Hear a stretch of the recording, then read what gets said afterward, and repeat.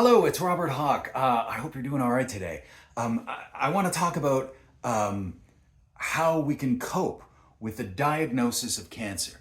And this is a tough thing. I'm here to tell you, folks, it is not an easy thing to deal with the diagnosis of cancer. It's not. I had a hard time with it. I'm a cancer survivor myself. I had thyroid cancer some years ago. I was not the sickest person in the world at all, but I certainly had my challenges with the disease. And quite frankly, there were times I quote, did not deal with it well. I certainly, didn't help myself all the times I could. And that's why I'm doing this. That's what I'm making here, because I want us to be able to help each other, right? I want us to be able to help each other because millions of us go through this and we can share our resources and maybe it's not as tough as it would be, right? So first thing is, allow yourself to feel it. Allow yourself to feel it. There's so much stress involved in getting a diagnosis of cancer. In fact, we go through something called fight or flight, and our whole system freaks out.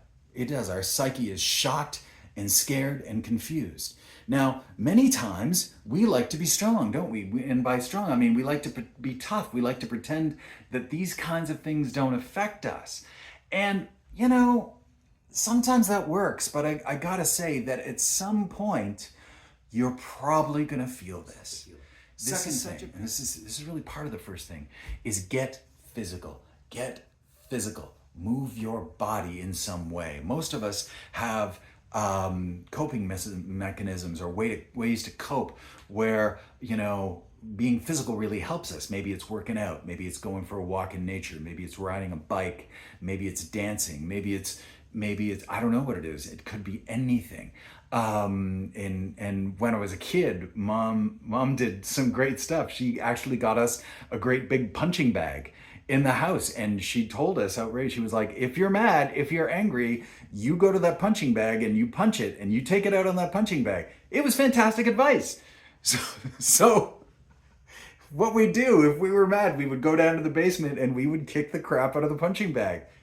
It was fantastic.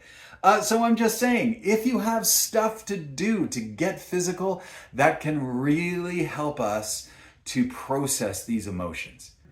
The third thing you can do is cut yourself a bunch of slack. What do I mean by that? Oh my gosh, forgive yourself. Forgive yourself. Because chances are, with all these emotions and all these things going on and dealing with the mountains of stress that come with the diagnosis of cancer, is the fact that might be acting in different ways. You might be feeling in different ways. You might be, you just might be a little different. There's some days you're going to be, I am coping with this and I am awesome. And then there are also going to be days when you just don't have it. And that's all right. You're doing really well. Hang in there. Hang in there. You got this. Take care, everybody. Peace.